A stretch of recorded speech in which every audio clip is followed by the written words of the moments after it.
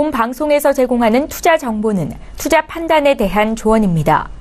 방송에서 제공하는 주식의 가치, 가격 상승 및 가격 하락에 대해서는 방송사에서 보장하지 않습니다.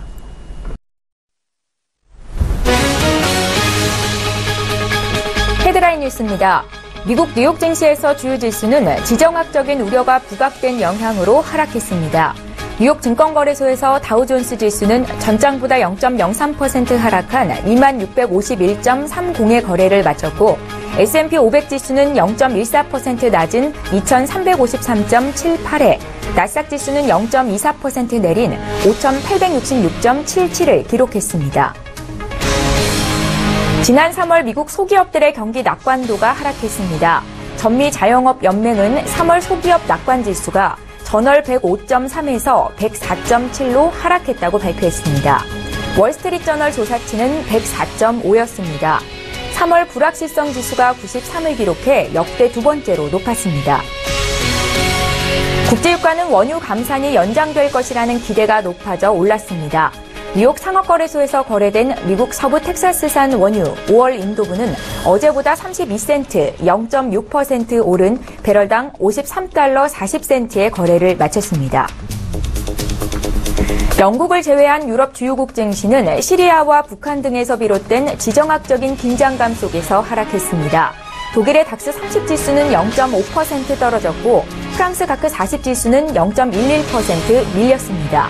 반면 영국의 FTSE 100 지수는 0.23% 오름세로 거래를 마쳤습니다.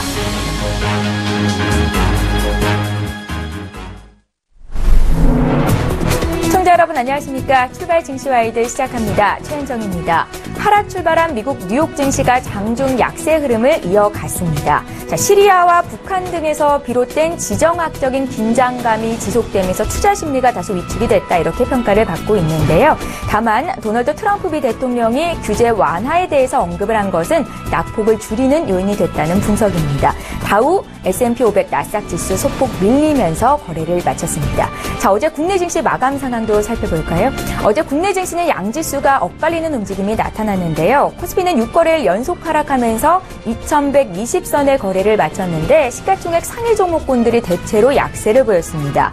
문재인 대선 후보의 통신비 인하 공약에 통신주들이 우수수 떨어진 것이 특징적이었고요. 또 한반도의 지정학적인 리스크가 불거지면서 올랐던 방산주가 하루 만에 뚝 떨어진 것도 어제장 특징적인 모습이었습니다.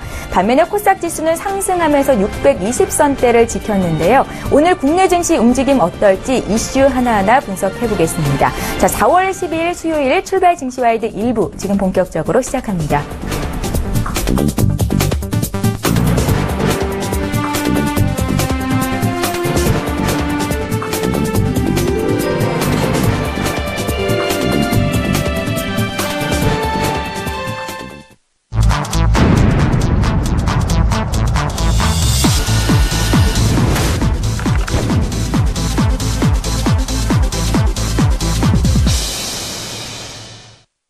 네, 글로벌 이슈 구체적으로 분석해보겠습니다. 오늘 수요일이죠. 아데나 투자자문의 신승용 대표님 화상으로 연결해보겠습니다. 대표님 안녕하세요. 네, 안녕하십니까. 예, 첫 번째 이슈부터 보겠습니다. 글로벌 자동차 업종 내 지각 변동이 나타나고 있습니다. 바로 미국의 전기차 업체 테슬라의 주가가 오름세를 보이면서 미국 내 자동차 업종 시총 1위에 등극한 것이 바로 그것인데요. 테슬라의 주가 변동과 관련해서 자동차 업종 전반에 결친 변화 어떻게 분석하고 계신지 듣겠습니다. 네, 어찌 보면 그 작년 그리고 작년 연말, 작년 하반기부터 올 상반기까지 가장 크게 시장 내 변화가 나타나고 있는 업종, IT 업종도 아니고요. 오히려 자동차 업종이다라는 그런 생각 좀 많이 들고 있습니다. 또 가장 중요한 건 뭐니 해도 자율주행차 그리고 친환경차 이런 부분들의 도입, 결국은 화석 연료 자동차, 기존 자동차들에 대한 크나큰 도전장으로 받아들여지고 있고요. 이런 변화 부분들이 가격의 변화, 가격의 하락, 이런 부분들과 맞물리게 되면서 우리 소유자들, 일반인들로 하여금 한층 더 이러한 부분들에 대해서 가까이 다가갈 수 있게 만드는 그런 계기가 되고 있다라는 부분. 결국은 자동차 업종 내에서의 큰 지각 변동이 이미 예고되었다라고 보셔야 될 것 같고요. 이런 부분들 어찌 보면 지금 현재 글로벌 시장 내 가장 큰 시가총액을 만들어내고 있는 그 글로벌 토요타도 그렇고요, BMW 그다음에 다이물러 벤츠도 그렇고, 그다음에 현대, 기아차들 모두 마찬가지. 가장 지금 현재 친환경 자동차로의 어떤 그 변화 부분, 그리고 전기 자동차에 대한 시장 내 기대에 부응하는 그런 소위 말하는 라인업을 갖춰가는 그런 모습들이 분명히 만들어질 수밖에 없지 않겠느냐라는 부분 꼭 좀 생각을 해봐야 될 것 같습니다. 테슬라, 사실상 얼마 전 그 시가총액이 포드를 제치는 시가총액 미국 내 2위 기업이 되겠죠. 포드를 제치는 그런 모습이 나타났었는데요. 그 일주일 만에 사실상 미국 내 시가총액 1위인 GM, 제너럴 모터스의 시총도 제쳐버리는 그런 모습들, 말 그대로 미국 내 자동차 제조업 중에서 시가총액 1위에 등극을 하는 그런 모습들이 만들어졌다라는 부분. 결국은 포드와 GM은 그 전기 자동차 업체가 아닌 화석 자동차 업체가 되겠습니다. 이렇게 되면 GM과 테슬라, 그리고 GM과 테슬라, 포드, 결국은 전반적으로 시장 내 실질적인 지각 변동 분명히 나타나고 있다라는 부분을 우리는 분명히 느껴야만 할 것이다라는 점 생각을 해둘 필요가 있어 보이고요. 더 나아가서는 실질적으로 글로벌 시가총액 에서 테슬라가 6위를 차지하게 되면서 전체적인 시장 내 변화 부분 분명히 나타나게 수밖에 없는 것이다라는 점. 특히나 최근 들어서 그 친환경 자동차에 대한 관심, 특히나 전기 자동차에 대한 관심이 그 인프라스트럭처와 확대와 맞물리게 되면서 큰 폭의 지지를 받고 있다라는 점. 여기에 실질적인 저가형, 중저가형 전기 자동차의 그 양산, 이런 부분들이 실질적으로 맞물리게 되면서 자동차 업종에 대한 투자를 하는 투자자들 입장에서는 오히려 지금 현재보다는 미래에 대한 성장 가치에 조금은 더 관심을 가질 수밖에 없는 그런 부분들로 넘어가고 있다라는 점. 여기에 IT 거대 공룡 기업들마저도 지금 현재 공격적으로 자동차 산업 내에 뛰어들고 있고요. 우리나라 마찬가지가 되겠습니다. 전자업체들의 IT 업종의 대표주자라고 할 수 있는 삼성전자, 그리고 LG전자, 그들의 미래 먹거리 산업이 결국은 전장 부품이다라는 쪽으로 계속해서 어떤 그 발표 내지는 그쪽에 대한 포커스 만들어질 정도로 전장 부품에 대한 관심, 자동차 부품 업종에 대한 관심 상당 부분 크게 나타나고 있다. 이런 부분들은 지금 현재 시장 내에서 진행되고 있는 산업 내 가장 큰 핵심 변화로 우리 시청자 여러분들 분명히 받아들여셔야 될 것이다라는 부분 다시 한번 좀 강조해 드리겠습니다. 예, 전기차 업체 테슬라가 미국 자동차 업계 시가총액 1위에 등극한 것, 이것이 앞으로는 친환경 자동차 또 전기 자동차 쪽이 집중의 시장의 답이 되겠구나라는 생각이 들었고요. 앞으로의 흐름에 대해서도 저희가 계속 팔로잉 해드리도록 하겠습니다. 두 번째 이슈로 넘어가 보겠습니다. 한동안 주춤했던 국제유가가 지속적인 상승을 보이면서 지금 WTI 기준으로는 6거래일 연속 상승이고요. 배럴당 53달러 선까지 올라와 있는 상태입니다. 오펙 주도의 원유 생산량 감축 합의 연장에 대한 기대감도 높은 상황이고요. 또 실적에 대한 기대감도 높은데 앞으로 국제유가의 흐름은 어떨까요? 예, 이렇게 좀 보셔야 될 것 같습니다. 국제유가 WTI 기준으로 사실상 47달러를 간당간당하게 만드는 소위 말하는 47달러 선까지 하락하게 되는 단기적인 그런 모습들이 나타났었습니다. 하지만 지난 일주일, 열흘간 시장의 변화 부분을 보게 된다면요, 지속적으로 6거래일 연속 상승하면서 지금 현재는 결국 53달러 선까지 와 있다라는 점. 결국은 여러 가지 시장 내 노이즈 부분이 많이 있었습니다. 근데 이번 5월에 있을 오펙 회의, 공식 회의에서 감산 연장에 대한 기대감이 오히려 시장 내 기대감으로 지금 작용하고 있다라는 부분, 여기에 시리아 공습 부분까지 같이 좀 추가적으로 시장 내 우려감 대두가 되면서 전체적인 국제 유가의 상승 추세는 계속해서 지속이 되고 있다라는 부분. 이 국제 유가의 상승 부분은 두 가지 큰 의미를 갖습니다. 기업적인 측면과 국가 경제적인 측면으로 좀 찾아봐야 될 것 같은데요. 기업적인 측면에서는 정유업종과 석유화학 업종에 대한 관심이 그것이 될 것 같고요. 전반적인 국가 경제에 대한 관심 쪽으로 들어보게 된다면 물가 상승률과 전혀 무관하지 않다. 오히려 매우 깊게 연관이 되어 있다라는 점. 만약에 국제 유가가 47달러를 하회하게 되면서 45달러 아래로 하락을 하게 된다라면, 그렇다라면 시장 다시금 디플레이션에 대한 우려감으로 시장의 기대감 변화할 수밖에 없다라는 점. 그렇다면 미국에서의 어떤 그 금리 인상 가능성도 상당 부분 후퇴할 수밖에 없을 것이고, 물가 인상률이라는 부분이 지금 현재 2%를 넘게 상당히 긍정적인 상황으로 진행되고 있는 가장 주요 핵심 배경에는 국제 유가의 상승이 자리 잡고 있었다라는 부분을 우리가 절대 간과해서는 안 될 것이다라는 점. 국가 경제 측면에서는 그렇고요. 다시금 이제 그 좀 마이크로 쪽으로 좀 들어서 기업 측면 쪽으로 좀 살펴보게 된다라면, 결국 기업들 입장에서의 정유 회사들 그리고 석유화학 업종에서의 그 호조세, 산업 호황 국면은 지속될 가능성이 상당 부분 오히려 연장되었다라는 부분으로 이해를 하셔야 될 것 같습니다. 지난 한 달 전쯤부터 실질적으로 정유업종에 대한 사실상의 우려감 나타났었던 것도 사실이었습니다. 왜냐하면 국제 유가가 하락 일로에 들어섰다라는 그런 전망이 우세했기 때문이겠죠. 이런 부분들 이제 불식되면서 결국은 6거래일 연속 상승 나타나면서 다시금 상승 내지는 상승 기조가 여전히 유효하다라는 판단 만들 수 있는 근거가 됐고요. 이런 부분들은 결국은 정유업종에 대한 관심, 1분기 실적은 물론 2분기 실적에 대한 관심까지도 확대시킬 수 있는 그런 근거로 작용될 수 있다는 점. 특히나 지금 현재 1분기 기업 실적 시즌이 진행이 되고 있습니다. 국내 정유사들 4개 정유회사가 있죠.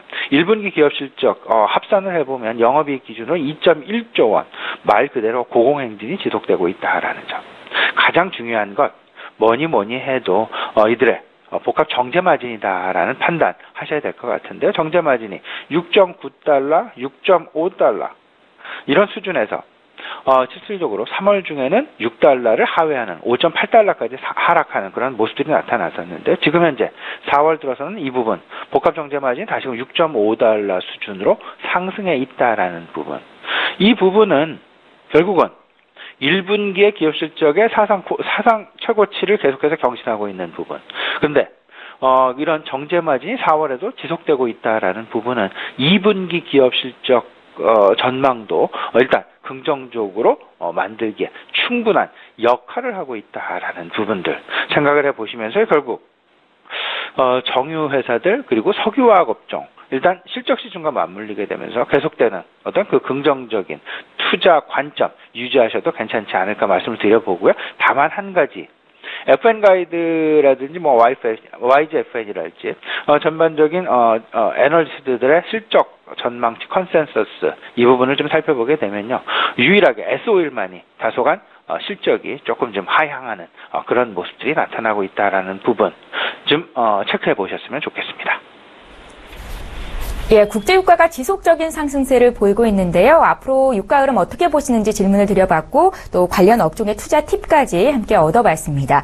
자, 지난 7, 8일에 미중 정상회담 이후로 한반도의 지정학적인 리스크가 불거지면서 이번 주 들어서 국내 증시가 좀처럼 힘을 못 쓰고 있는데요. 오늘 투자 전략은 어떨까요? 네, 이번 주에 우리 시장을 좌지우지하는 요소는 크게 두 가지가 될 것 같습니다. 결국은 한반도 지정학적 리스크 부분이 그 한 가지, 그리고 두 번째는 15일에 발표될 미국의 환율 보고서 문제. 이 두 가지. 아이러니하게도요. 투자 심리를 좌지우지하고 있는 이 두 가지 변수의 어떤 환율의 방향성은 다르게 나타날 수밖에 없다라는 점. 만약에 지정학적 리스크가 조금은 더 우려감이 확대가 된다라면 원달러 환율은 상승할 수밖에 없는, 다시 말씀을 드리면 원화의 약세, 평가 절하 너무나 당연하게 나타날 수밖에 없을 것이고, 만약에 환율 보고서에서 환율 조작국으로 지정이 된다라는 그 우려감이 더 크게 나타나게 된다라면 원화가 절상을 할 수밖에 없는, 다시 말씀을 드리면 환율이 하락하는 그런 모습들로 시장은 나타나게 될 것이다. 그렇다면 우리는 환율 시장을 계속해서 주목할 수밖에 없겠죠. 투자 심리의 가장 중심점에 과연 지정학적 리스크가 위치를 할 것이냐, 아니면 미국에서 발표되는 환율 보고서가 위치를 하게 될 것이냐. 결국 환율의 방향성을 가지고 우리는 단기적으로 판단이 가능하다라는 부분 말씀을 좀 드려보겠습니다. 한반도 지정학적인 리스크가 4월달 불거져 나온 이후 여러 가지 기념일들, 북한으로부터 여러 가지 기념일들이 지금 예정이 되어 있는 것이죠. 어제 같은 경우는 김정은 취임 5주년, 결국은 최고인민회의가 같이 개최가 됐었고요. 그리고 오는 15일 김일성의 생일이 되겠습니다. 태양절이라고 흔히 통칭을 하고 있는 날짜가 될 것 같고요. 25일은 조선인민군 창건 85주년 기념일이 되겠습니다. 이러다 보니까 4월 중 북한과 관련된 여의도 증권가에서 찌라시, 가짜 찌라시도 돌 정도로 이런 정도로 사실상 4월 위기설 많이 나타나고 있는 것이 사실인데요. 실질적으로 뭐 지켜는 봐야 되겠습니다만은 사실상 어제 방산주들의 주가 하락 부분을 좀 생각을 해본다라면 일단 그 북한과 관련된 한반도 지정학적 리스크 부분은 너무 시장 내에서 과민하게 반응을 하고 있는 것은 아닌가. 이런 부분들이 실질적으로 방위업종이 동반 하락한 것을 판 것을 기준으로 판단을 해본다라면 이런 부분을 너무나 좀 크게 과대평가되고 있다. 좀 과대하게 시장 내에서 우려감으로 대두되고 있는 것은 아닌가라는 생각을 좀 가져보게 되고요. 오히려 방위업종, 한국항공우주랄지 빅텍이랄지 이런 LIG 넥스원이랄지 이런 부분들에 대한 단기적인 반등 가능성도 우리가 좀 생각을 해볼 필요가 있어 보인다. 왜냐하면 어제 사실상 너무 좀 급격하게 주가가 하락하는 그런 모습들이 나타났었죠. 실질적으로 이해하기가 조금은 좀 어려운 시장의 이상 국면이 아니었나 이런 말씀 좀 드려보고요. 아울러서 전체적인 한반도 리스크 외 시장 결정 요인, 결정 변수들 세 가지 정도 더 생각을 해볼 필요 있습니다. 첫 번째가 대선 정국이 계속해서 진행되고 있다라는 점, 그리고 두 번째가 1분기 실적 시즌이 진행되고 있다라는 점, 세 번째가 이번 주말이죠. 환율 보고서와 관련된 결국은 다음 주 월요일부터 시장에 반영이 될 가능성이 높다라는 부분. 이 세 가지 아울러서 전체적으로 생각을 해보시면서 오늘 같은 경우는 외국인 수급에 가장 크게 영향을 미칠 수밖에 없는 환율의 방향성. 결국은 환율의 방향성을 가지고 환율 보고서가 무게중심인지 아니면 한반도 지정학적 리스크가 무게중심인지 이 두 가지 판단하는 기준 잣대로 삼아보시면 투자 전략을 세워나가시는데 상당 부분 도움이 되지 않을까 말씀드려봅니다. 예, 외국인 수급의 방향을 결정할 수 있는 환율의 방향성 고려를 해야 된다 이렇게 말씀을 주셨고요. 또 한반도의 지정학적인 리스크는 시장이 과하게 반응하고 있는 건 아닌가라고 진단을 하셨습니다. 투자에 참고를 해보셨으면 좋겠습니다. 아데나 투자자문의 신승용 대표님 의견 들었습니다. 잘 들었습니다. 네, 감사합니다.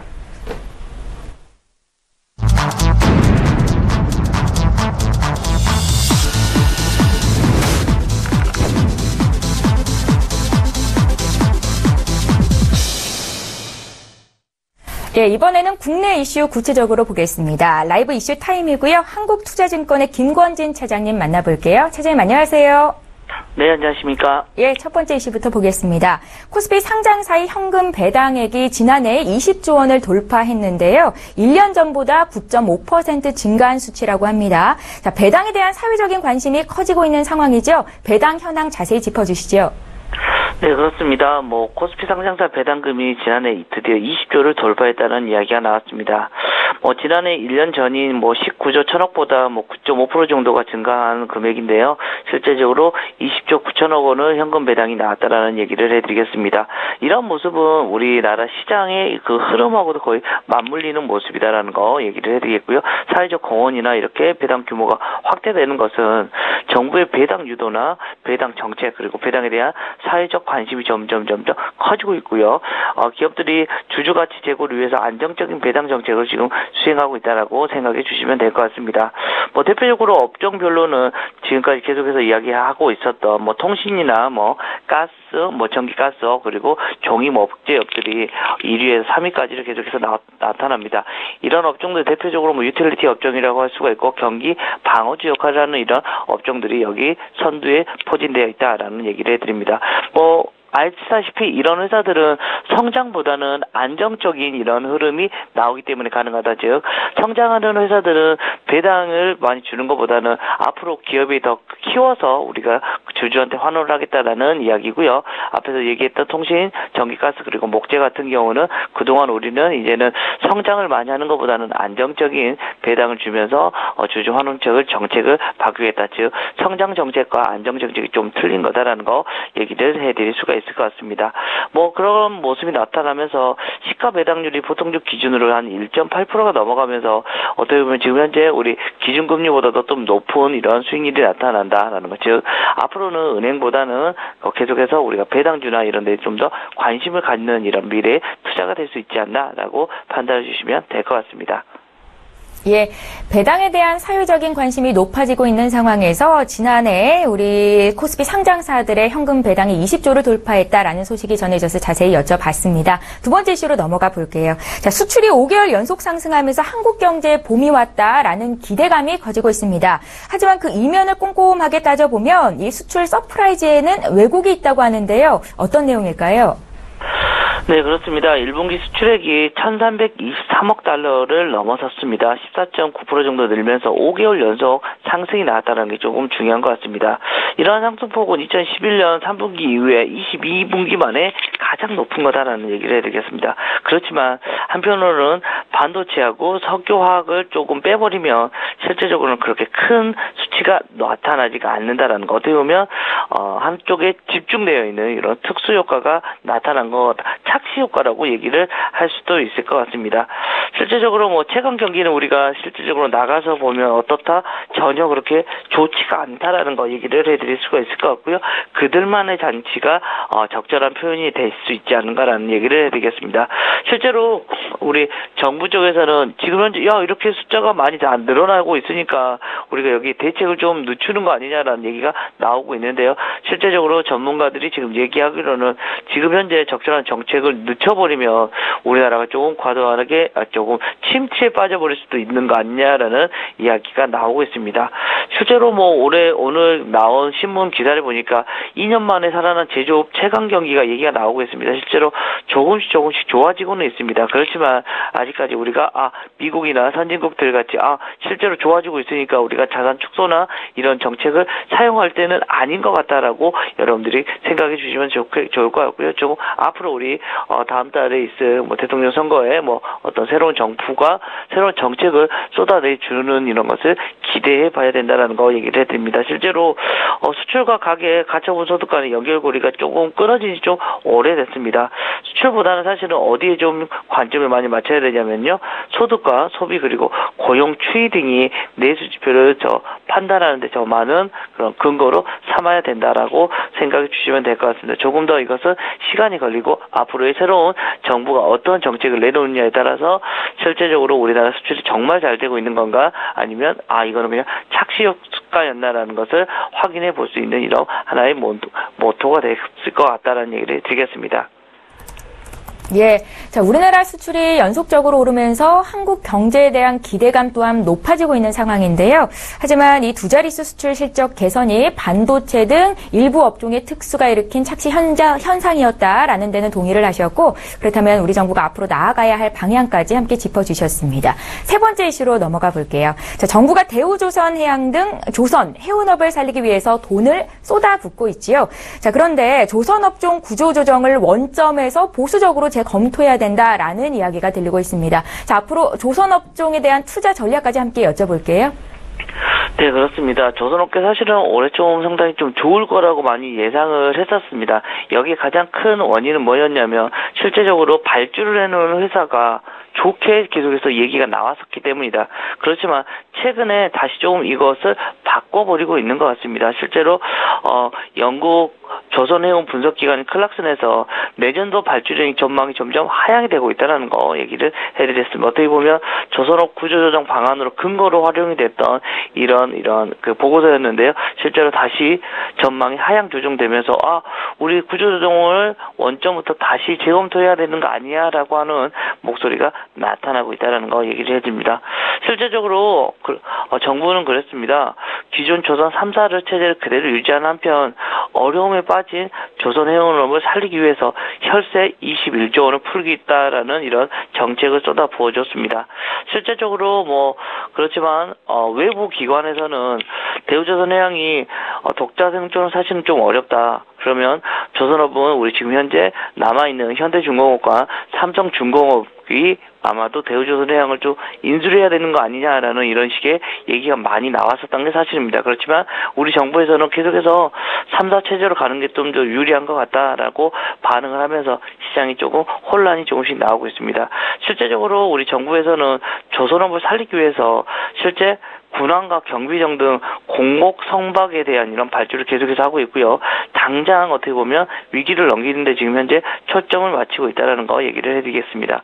그런데 앞에서 제가 잠깐 얘기 드렸던 것처럼 클락슨이 얘기했던 거 내년도 발주량 전망이 점점 하향 조정이 되고 있다는 점은 지금 이런 식으로 단기 처방만으로는 안 될 것 같다라는 거 얘기를 해드릴 수가 있을 것 같고요.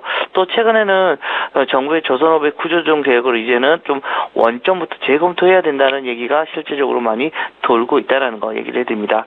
대우조선에 대한 이런 정부가 추가 지원을 사실은 약속을 했지만 우리 국민연금 등 차채권자들은 현재는 동의를 구하지 못하고 있습니다. 그러면서 프리패키지 플랜 방식으로 구조조정을 절차를 진행해야 된다라는 이런 얘기가 많이 나오고 있다는 거 얘기를 해드리겠고요. 실제로 P플랜 같은 경우는 초단기 법정 관리라고 여러분들이 생각해 주시면 될 것 같습니다. 뭐 여러 가지 이슈들이 있지만 국민연금 쪽에서는 어떻게 국민들의 노후의 자금을 지금 현재 하나의 사기업에 다 쏟아 넣을 수가 있느냐라는 이런 얘기가 나오고 있는 거다라는 거 얘기를 해드립니다. 좀 구체적으로 얘기를 해드리자면 정부와 산은이 국민연금의 대우조선해양의 회사채를 50%를 출자 전환하고 나머지 50%의 상환을 3년간 유예해달라고 지금 요청을 한 거다. 근데 국민연금 같은 경우는 산은 측에 대우조선을 직접 실사한 뒤 채무 재조정 판단 여부를 결정하겠다고 일하기 계속 시간을 좀 더 늦추고 있습니다. 예전 같았으면 정부 쪽에서 하는 거니까 국민연금이 대부분 다 그냥 오케이를 해줄 수 있었을 건데 최근 같은 경우 국민연금이 삼성전자와 삼성물산과 에버랜드의 합병 논란 이런 얘기가 여러 가지가 나오면서 실제적으로 어떻게 보면 좀 국민들을 위한 이런 방안이 나타나고 있는 것 같다라고 생각해 주시면 될 것 같습니다. 예, 조선업종에 대한 투자 생각은 어떠세요? 자, 우선은 조금 지금 현재 상태로는 어떻게 보면 조금씩 경기가 좋아지고 있다 보니까 그렇게 나쁘게 볼 필요는 없을 것 같다라는 거 얘기를 해드리도록 하겠고요. 산업재 얘기인데 결국은 유가의 흐름입니다.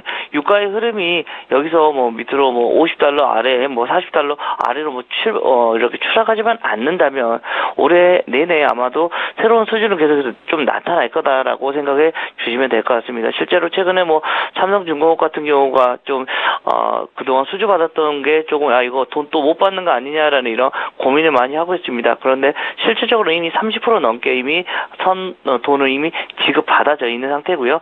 70% 같은 경우는 어디다 그냥 다시 그 배를 갖다 팔아도 상관없다라는 거 이렇게 나타나기 때문에 그렇게 크게 뭐 손실 볼 이유는 거의 없을 것 같다는 거 얘기를 해드리겠습니다. 그리고 최근에 좀 낙폭이 좀 많이 과대해져 있는 모습이기 때문에 주가를 그냥 놔둔다고 하면 충분히 다시 우상향이 주는 모습으로 다시 한번 나타날 수가 있다. 즉 유가의 모습을 여러분들이 좀 관찰하시면서 조선업의 앞을 보시면 될 것 같다. 즉 지금 정도 라인에서 지금 대부분의 주가는 좀 박스권의 모습으로 흘러갈 거니까요. 조선업 같은 경우도 지금 이 정도 라인에서는 굳이 그렇게 뭐 나쁘게 볼 필요는 없다. 뭐 그렇지만 적극 매수까지는 아니더라도 그래도 뭐 괜찮은 긍정적인 모습 시각으로 바라보시면 괜찮을 것 같습니다. 예. 조선업종에 대한 투자 의견까지 여쭤봤습니다. 자, 이번 주 들어서 국내 증시가 좀 힘이 약하죠. 특히나 코스닥은 낙폭이 크게 나타나고 있는데 오늘 투자 조언 어떻게 주시겠습니까? 네, 그렇습니다. 시장이 지금 계속해서 별로 안 좋은 모습이 계속해서 연출이 되고 있습니다. 이틀 연속 이번 주 들어서 월화가 어떻게 보면 지정학적 리스크라고 얘기를 하고 있습니다. 실제 오늘 미국 시장 같은 경우도 지정학적 리스크 때문에 조금 많이 밀려버리는 모습이 나오면서 시장이 이거 아닌 것 같은데 라는 고민을 많이 하고 있는 것 같습니다. 실제 시장에서도 그렇습니다. 오늘 정도까지도 아마도 지정학적 리스크는 계속해서 대두가 될 수밖에 없다라는 거 얘기를 해드리겠고요. 어떻게 보면 우리가 내부보다는 외부 변수에 지금 현재 계속해서 휘둘리고 있는 모습입니다. 이 이유는 결국은 우리나라 시장을 끌어가고 올리고 내리고 하는 것을 우리나라에 있는 뭐 내국인 뭐 개인들이나 기관이 아닌 외국인들이 주포로 해서 움직여주고 또 있기 때문이다라는 거 얘기를 해드리겠고요. 최근의 흐름을 보면 환율이 지금 현재 1110원을 정확하게 찍고 위로 다시 우상향이 벌이는 모습이 나오고 있습니다.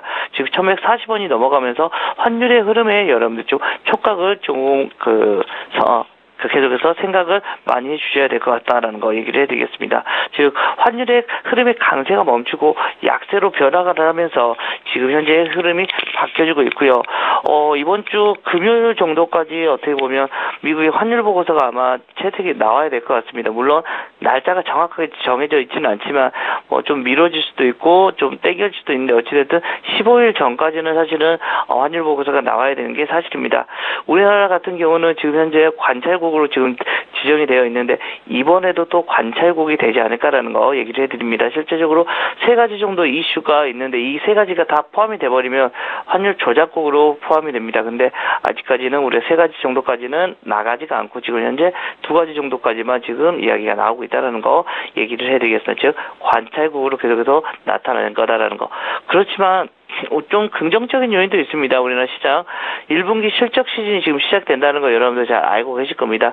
삼성전자가 아주 서프라이즈한 실적을 발표를 했고요. 포스코 같은 경우도 서프라이즈 실적을 지금 발표를 했다라는 거. 그리고 지금 현재 이제 하나씩 숫자가 나오기 시작할 건데 대표적으로 뭐 IT 관련 주식들은 여러분들이 다 기대하는 만큼 충분히 숫자는 나올 거다라는 이야기를 해드릴 수가 있을 것 같습니다. 이렇게 되면 실적에 맞춰서 우리가 그리고 1분기 실적이 뭐 43조 가까이 가장 역사상 분기 실적으로 가장 큰 수익이 나올 거다라는 거 예상을 하고 있으니까 좀 그런 것을 좀 긍정적으로 보셔야 된다라는 거 얘기를 해드리겠고요.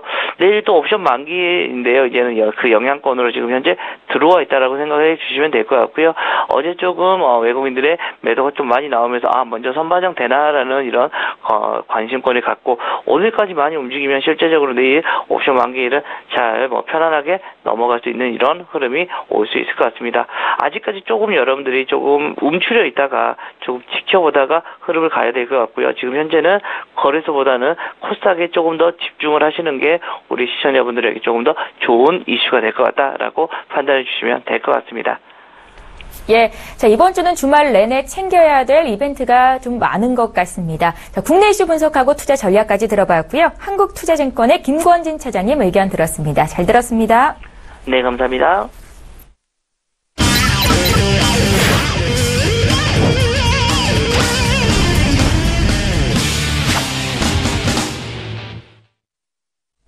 예, 주식 투자 성공 노하우는 물론이고 필살 종목까지 공개해드립니다. S히어로 인베스트먼트의 신동환 대표님 오늘도 화상으로 연결해보겠습니다. 대표님 안녕하세요. 예, 안녕하십니까. 예, 반갑습니다. 매일 1부의 마지막 시간에 이렇게 연결이 되시는데요. 투자자들이 가장 궁금한 게 외환영웅의 투자 필살기 그 투자법이겠지요. 오늘도 공개 부탁드립니다.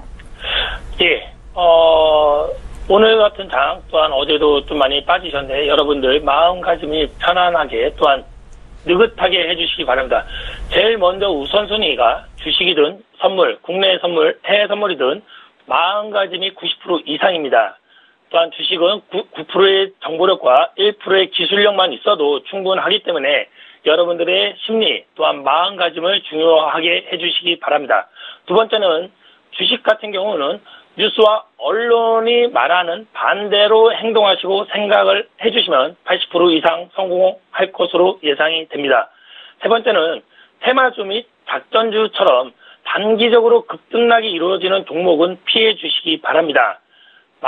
네 번째, 주식을 부동산처럼 매매하고 생각해 주시기 바랍니다.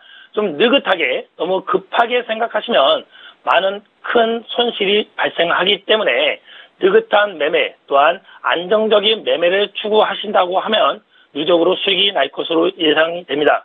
다섯 번째는 손절과 손실은 주식시장이든 선물시장이든 매매시장에 여러분들이 들어와 있기 때문에 발생이 되는 겁니다. 손실이 무섭다고 두렵다고 생각하지 마시고 하락이 되면 과감하게 손절 처리를 해주시기 바랍니다. 따라서 상승하는 이유와 하락하는 이유가 다 있기 때문에 하락하는 종목들은 과감하게 손절 처리해 주시고요. 상승하는 종목은 상승하는 이유가 있기 때문에 꾸준히 10%든 20%든 물량을 끝까지 갖고 가주는 전략을 가지시기 바랍니다. 마지막으로 수익이 발생할 때 내 자신이 잘난 게 아니라 시장의 흐름이 나와 맞아줬기 때문에 시장의 큰 어른들에게 항상 감사하고 겸손하게 생각해 주시면 매매 시장에 있어서 충분히 수익을 낼 수 있을 것으로 보릅니다.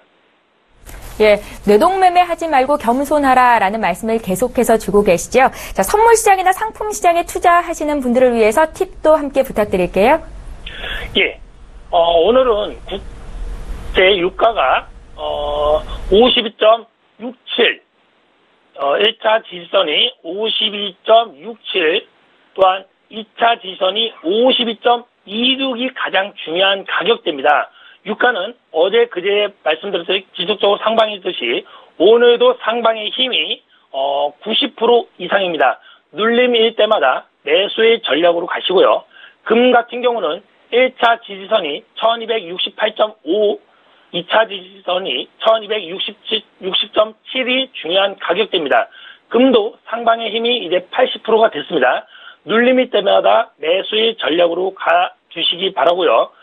유로 FX는 1차 저항선이 1.06635에서 2차 저항선이 1.06735가 가장 중요한 가격대입니다. 유로 FX 같은 경우는 하방의 힘이 70%이기 때문에 반등할 때마다 매도의 전략으로 가주시기 바랍니다. 마지막으로 S&P 500 같은 경우는 1차 지지선이 2338.75와 1차 저항선이 2365.75가 중요한 가격대입니다. S&P 같은 경우는 지금 횡보 구간으로 마디 끝에서만 대응해 주시면 감사하겠습니다. 이상입니다. 예. 자, 유가나 금 쪽 보시는 분들은 조정지 매수 가능하겠다라고 조언을 주시네요. 참고하시기 바라겠고요. 자, 시청자 여러분들이 가장 궁금해하는 게 바로 종목 아니겠습니까? 외환영웅님께서 주시는 종목들이 수익률이 굉장히 좋더라고요. 오늘 필살 종목 공개 부탁드릴게요. 예, 먼저 종목을 얘기하기 전에 오늘 같은 경우는 종합지수가 중요합니다. 종합지수가 2126.08에서 2124.68을 지지하면 지수가 상방이나 이것이 깨지면 2045.04까지 봅니다. 기존 종목 보유자들은 그때까지 대응하시고요. 2045.04가 깨지면 손절을 결정하시기 바랍니다. 또한 현금 보유자들은 관망하는 자세가 좋을 것으로 예상이 됩니다. 그래서 오늘 종목은 제주항공 089590, 이 종목은 제주를 오가는 국내 노선을 포함하여 총 30개의 정기 노선을 운영하고 있으며 국제선 여객 운송의 매출이 비중이 크게 상승할 것으로 보입니다. 따라서 매수가는 31,100원에서 31,100원으로 보고요. 목표가는 34,900원입니다. 손절가는 27,990원으로 봅니다. 다만 모든 종목은 목표가를 도달하면 물량을 90% 청산하시고 10%만 본절을 잡고 홀딩하는 전략으로 가시기 바랍니다. 두 번째, NIS스틸 종목코드 008260, 이 종목은 원가율 하락 및 판관비 절감 노력을 통해서 86.4억의 영업이익을 실현하고 전년 동기 수익성이 지속적으로 상승을 하는 종목입니다. 매수가는 4,250원에서 4,210원으로 보고요. 목표가는 5,040원으로 보겠습니다. 손절가는 3,820원으로 봅니다. 이 종목 또한도 목표가를 도달하면 90% 청산 후 10%만 본절 잡고 홀딩하는 전략으로 가시면 되겠습니다. 마지막으로 타믹 THK 종목코드 004380, 이 종목은 대리점이 매출 점유율이 확대가 되고 있고요. 가격 경쟁률 비교 우위 정책으로 핵심 역량 강화 정책 등을 펼치며 기대감이 좋습니다. 매수가로는 14,100원과 13,300원으로 보면 되겠고요. 목표가는 16,874원 정도로 보시면 되겠습니다. 손절가는 12,690원으로 보면 되겠습니다. 감사합니다. 예, 코스피는 말씀하신 지수 밴드대가 깨지는지의 여부를 꼭 체크를 해봐야 될 것 같고요. 다소 보수적으로 접근할 것을 조언해 주셨습니다. 자, SE어로 인베스트먼트의 신동황 대표님 의견 들었고요. 내일 이 시간에도 뵙겠습니다. 고맙습니다. 네, 감사합니다. 예, 출발 증시와이드 1부는 여기서 마칩니다. 잠시 뒤 2부 시간에는 전문가들의 관심 종목이 공개되는 시간이죠. 라이브 매매타임 시간 이어질 거고요. 시청자 여러분들의 종목 상담도 장중에 이뤄지게 됩니다. 지금 아래쪽에 나가고 있는 유료 문자 번호 샵 0082번으로 지금 연락 주시면 되겠고요. 장중에 종목 상담 받으실 수 있습니다. 건당 100원의 정보 이용료가 부과됩니다. 저희는 잠시 뒤 2부 시간으로 다시 올게요. 고맙습니다.